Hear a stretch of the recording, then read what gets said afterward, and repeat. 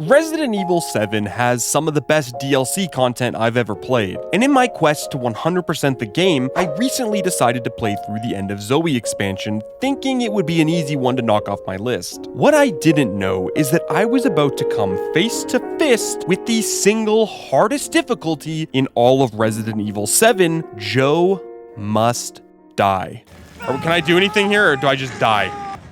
Oh my god, we're alive. I'm dead. We're not alive. Bro, this fight is fucking crazy. Joe Must Die is an unlockable difficulty in the End of Zoe, and it takes place after the main Resident Evil 7 story. In this mode, you play as Joe Baker, the undisputed swamp caveman king of Louisiana, as he tries to find a cure for Zoe's crusty complexion. Beating this mode will unlock the rarest achievement in all of Resident Evil 7, King of the Swamp. Joe Must Die has all the modifiers of Madhouse difficulty, plus increased enemy density compared to normal mode. That said, the biggest hurdle is that almost all of the combat is done by throwing hands. Now, to help me become the Bayou version of John Jones, I'll be able to use the AMG 78 Gauntlet to augment my power. But before I got my hands on it, I first had to learn about the Joe Must Die modifications. Joe must die. Survival is a state of mind. Cassette tapes are required in order to save your game, and autosave frequency has been reduced. I didn't expect that. That makes things a little bit scarier. Fuck. Before I experienced Resident Evil style guerrilla warfare, the stage needs to be set. After Zoe turned into a bedazzled white turd in the main story, a group of soldiers find her and are in the process of moving her to a place where they can cure her affliction. But that's when Joe shows up and takes charge. Joe being an isolationist frontiersman means he doesn't necessarily trust well-armed government agents deep in his Louisiana swamp. So after interrogating an agent for info on what the hell is going on, I get to take over Joe's hands and look for a way to cure Zoe. Can I kick this guy? No, I can't. Jesus fucking Christ! This guy wasn't here the first time. Oh, Jesus. Okay, we gotta... Bro, I did not expect. We gotta punch this guy up. I don't remember the combos. Stomp that goddamn arm out, boy. I heard him, but I'm like, there's no one out there. I played this before. I know there's no one out there. Okay, so we got new enemies. New enemies and more enemies. Is that it, eh? Not only am I the Tiger King here, I'm gonna take all of that gumption, that southern power. I'm gonna become the Muhammad Ali of Resident Evil. To become a hand-throwing god, I'll have access to a few things. The first is a defense coin for some damage mitigation. The second is a double-barreled shotgun to fight against the swamp version of John Carpenter's The Thing. And the third is the AMG 78 glove to deal out unrelenting bitch slaps. Now, having access to my main arsenal 30 seconds into the DLC should be a blessing.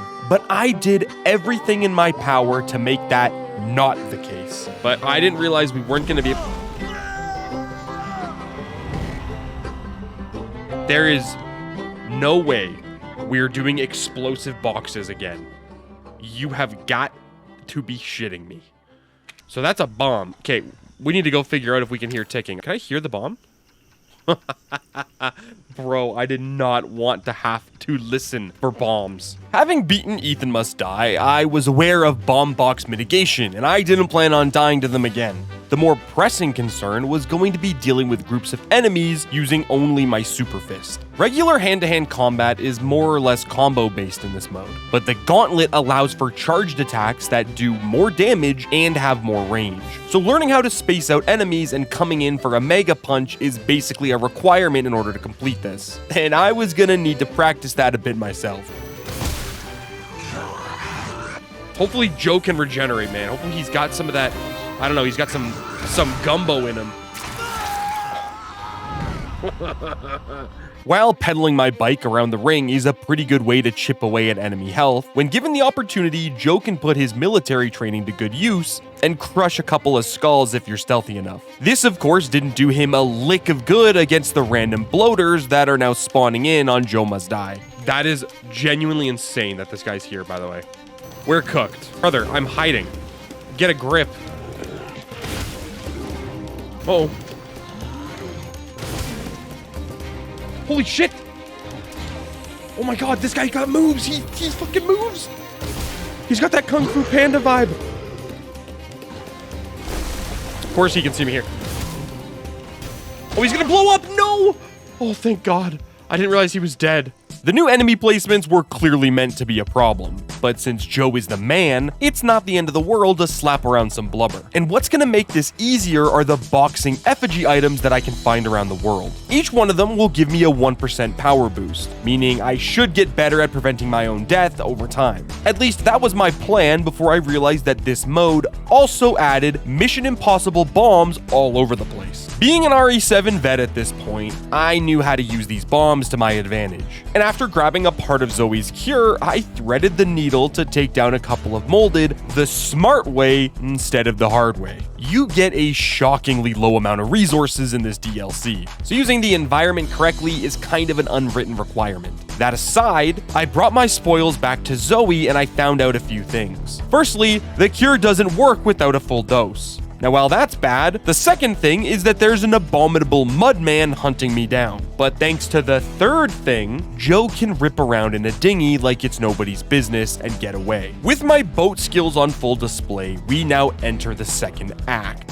which has the same goal as the first act. I need to hunt down the military unit that synthesized the full cure and then hope that injecting 1.5 doses into Zoe doesn't have any permanent or debilitating side effects. To do this, I was gonna need to dig up some maggots and centipedes because these are actually minor heals in this mode. And with chem fluid, you can combine these to make full health pots, which I don't have, by the way, because I forgot to pick it up again after dying at the start of the game. The next thing I did was an all-out brawl in the military tent to show off my new mastery of the swamp.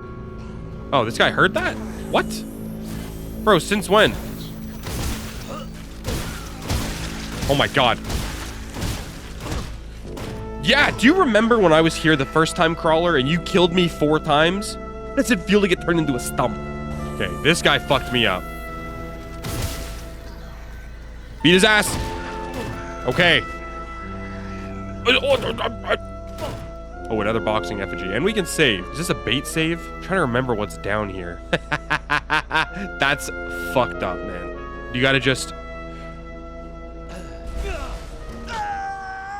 This may seem like a silly place to get a few deaths, but there's actually an achievement to use 0 weapons during a DLC run. And I originally wanted to do them both at once, but this bomb requires a thrown weapon to be used, and it's both an instant kill and a Joe Must Die addition. So I had to eat a few deaths before I decided to pop the bomb like a mechanical zit. Hey, it's me. If you enjoy achievement and challenge hunting content like this, you should probably subscribe. Next year, I'm going to be doing Alien Isolation on Nightmare Mode and even Evil Within on Akumu. And trust me, there's a lot more, and I don't want you to miss it. So you hit that subscribe button, and I'll put you back into Resident Evil 7. The only real difference between weapons and no weapons is that I have access to throwables now. And before I can show you why that's a big deal, I had to tease out a win against the Swamp Man. The first slap fight with this big guy isn't much to write home about. I was basically just clubbing him with my fully charged hammer fist so I could leverage the punching range of the AMG. But what I didn't know is that the Muckmaker was trained by Mr. Miyagi himself, and he waxed me off on the first attempt. Since this is only the first fight with this guy, it really is as simple as poking him with my battering ram and then running away until I have the chance to do it again. I took him down on my second attempt, but he'll be back in a bit after he's done licking his wounds. In the meantime, I was able to scoop up a few extra supplies in the nearest safe room before having to deal with the one enemy type that made me glad I wasn't doing melee only anymore, the alligators. These water sections really put the must die in Joe Must Die difficulty. Now, while it is possible to kill these guys with a perfectly spaced gauntlet charge, I'm no Crocodile Dundee, okay? So my main way to take one down is by hucking 2 throwable weapons at each one. I had to learn the hard way that this was necessary, but it ultimately let me access the boat where the cure was located. Having already died 18 times, I was actually feeling like this DLC was tearing me a new one. But a lot of my deaths were because of the traps and the gators. To try to fix this problem, I decided to double down on the trap strategy as much as I could. And, yeah. That wasn't exactly working every time. I was dealing with the classic guy problem. I thought I had like 8 inches of reach with my gauntlet, but I was only dealing with like 6, and the enemies were exploiting my delusion. Fixing my spacing was all I really needed to do to squeeze out a win on this deck of the ship. Of course, like normal, this win was short-lived unfortunately, because crawlers are total bullshit and I'm gonna lose my The inside of the boat is where this DLC gets really hard, and it's not because of all the enemies I needed to string along and pick off. It's because this place was clearly wired up by Jigsaw in an attempt to make me confess my sins. I know this was done maliciously because when I went to grab my first champion effigy, I triggered a nuclear-sized grenade and reset my 15-minute progress on the boat. The only thing worse than that is the fact that I muted my mic to blow my nose and the reaction is gone. Spending the next 15 minutes clearing out the boat put me on my comeback arc. And after meticulously clearing out all the enemies, I scrounged together some supplies and went back to where I died. I don't know if this is gonna kill me. It didn't kill me. Any other bullshit over here? Okay, there's another trap right there. Oh, this is fucked up. So now we got the champion effigy. 5% more damage, okay? I think I die if I walk over this. Can I grab that? Yeah, nice try, buddy. It was in the final room of the boat that one of the blubberous molded spawned in and ultimately took me down because I didn't stun lock him to death with my charged attacks. So on my third attempt, I decided to hide in the vents and try to run him into bombs in the hallway. But that wasn't exactly enough. He might have hit that trap that's over there. I think I might be able to loop him around and double trap him. Oh, he's right fucking here. Hey, buddy. No, no, no, no, no, no. Brother, I don't know how to defend against this. Crouch, crouch, crouch, crouch. Eat a crawfish. Oh my God. I'm getting face tanked by this fat guy. Duke's up. Hey, pal. Come on. You're so close, man. You're so close. Fuck yeah. Oh, he blows up. Oh, oh, oh. With the boat finally cleared of all the molded and a save made before grabbing the cure, it was time for round 2 of the Swamp Royal Rumble. So, this second fight is like eating a bag of rocks with a pair of glass teeth. It is the single hardest encounter on Joe Must Die because the Pokemon card scalpers grabbed all the healing items on their way out of the swamp, which means an ass whooping is basically guaranteed for me. What is this? Is that Krav Maga? This guy's running for his debut on the light heavyweight title. Watch out for Swamp Thing. Oh my God, what a fucking lunge. When I did this fight on normal mode, I didn't die once, which means I never had to learn how to deal with all the crazy attacks that this boss could throw at me, such as literally throwing me. Oh, I'm so fucked. I shouldn't let him grab me. Or can I do anything here, or do I just die? Oh my God, we're alive, we're alive. I'm dead. We're not alive. Bro, this fight is fucking crazy. I needed to solve a few problems here, and the first one was how to stop this guy from playing grab ass with me. And then secondly, I needed to figure out the best way to deal damage. The charged punch was decent, but it wasn't enough to stagger him every time, and it was too easy to get caught in a bad position. Nope, I'm dead. Not bad, little guy. Little guy? Brother, he's massive. Towering over many men, this guy is. Oh my fucking God. This fight is unbelievable. Having only 5 grubs to heal with was definitely not helping with the survival situation. But over time, I learned different ways to get an advantage. For example, you can still do regular combos when wearing the glove. Oh, you can still do combos with this? I didn't know that. I don't know if it's better than just whacking him with the glove. But I mean, I'll give it a go. Oh, we're dead. He's doing this attack here. Go, go, go, Morgan. Yeah. We're just stuck, man. Stun locked. Fucking dumb. The next big revelation I had was that I could use the shotgun to stun him out of his bag grabbing animation before swapping back to my glove and taking him to Pound Town. While this might sound relatively simple, it took me a good hour and a half to take this guy out, but when I did, it felt damn good. I wonder if I can duck that. Yeah, okay. Left, and I can dodge that. I'm learning, I'm gaming. I'm adapting, I'm evolving. Can you... Okay, he can't grab me from behind. No reach arounds today, brother.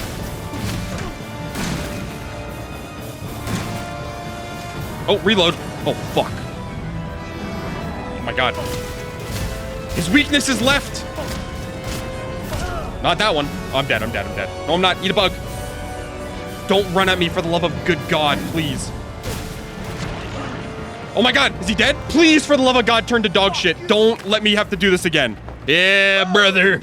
Dude, I fucking kick this into the crowd like I'm Ronaldo. Goal! Where can I save? Any buggers out here? No freaking way. There's an enemy.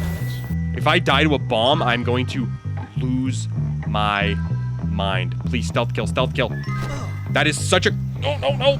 Fortunately for me, I was able to make it back to Zoe where I could save and move on to Act 3, which involves finding Zoe and trying to cure her. Again. Here is when that gator problem that I mentioned earlier was really gonna become an issue, since I had very, very few resources to work with, and the glove just wasn't doing me any favors. Getting through this area was quite honestly only going to be possible by walking the edges of the map and hoping the alligators couldn't smell my streaky drawers. But once I made it onto the floating platforms, I was planning on following that same strategy. There, of course, was a Joe Must Die modification that required some creative thinking to get around.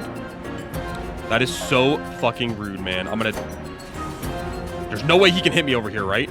Can I aim? Apparently, I'm way too strong. I shouldn't do this, but I want to try it. Ah, buddy!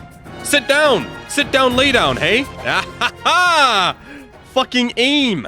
With the first alligator pit completed, I moved on to the second one. And I would imagine that this is the section of the game that a lot of people think about when End of Zoe gets brought up. And I understand that, because this is my favorite part of the DLC, even though I did get turned into Fish Feud a few times. A good chunk of the time here is spent figuring out how to grab knives and resources without alerting the congregation of alligators in the water. When you get past that, the only issue is learning how to slowly charge punch the regular molded swarms that spawn in to fight you. These are manageable problems if you're more careful than me. Things do get genuinely tricky at the end of this area though, because you need to fight a bloater on a small platform above a couple of sets of teeth. I thought I could get lucky and run to the end of the area, but the devs unfortunately thought of that. I don't know if I should have done that. Might have been a mistake. No! Oh, you do have to kill him first. Maybe he can't get in this little room. Well, honestly, it's okay to die there. Don't puke on me, bro, please. Oh my God. I just need to not get gatored. We might actually be able to just out-angle this guy entirely. Is he dead? No, he's taking a knee. Bro, look at his ass! I tenderized that shit! They wrote a song about this guy, by the way. It's got the lyrics, Becky got back. Thank God. What an angle. If I step on this and die, I'm gonna be so annoyed. Oh, thank God. Now that I was past the bridge of Khazad-dûm, I was finally approaching the end of the DLC. Now, before I got there, I had to do two things. The first was use my Sherlock-sized brain to find the tricksy little bomb box on the walk to the church. And the second thing I needed to do was take my completely full inventory into the cemetery and smack some blubber around so hard that I was causing 9.7 magnitude girthquakes all over the south. Man, bombs are what I need here. Which one makes bomb? I made a spear again. Fuck. I got 7 spears, though. Hey, pal. We gotta angle these guys. We can kind of bait them a little bit. One of these guys needs to pop. Like a zit, please, for the love of God. I want to be Dr. Pimple Popper over here in RE7.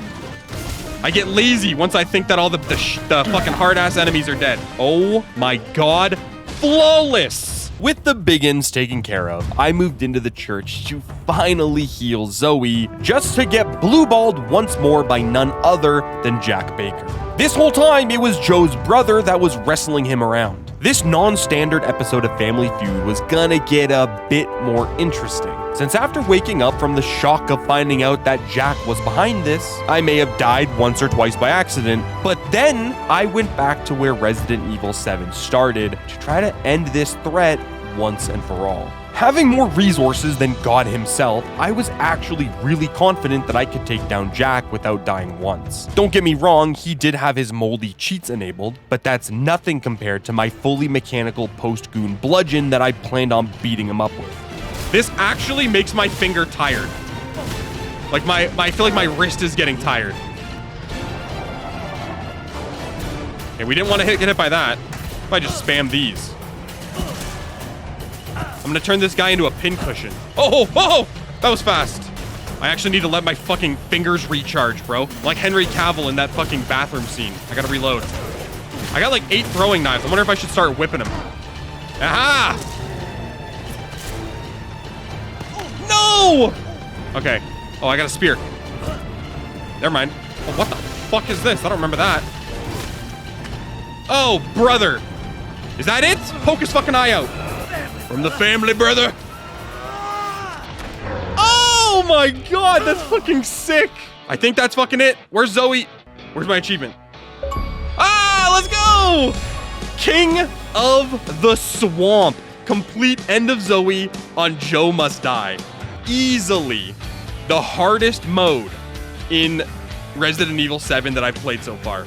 Well, there you have it. That's Joe Must Die. And I genuinely think this is the hardest achievement in the entire game. But there are a few DLCs left, so we'll see about that. And if you choose to subscribe, you'll be the first to see it since I stream most of these runs here on YouTube and over on Twitch. That said, I'll see you guys next time.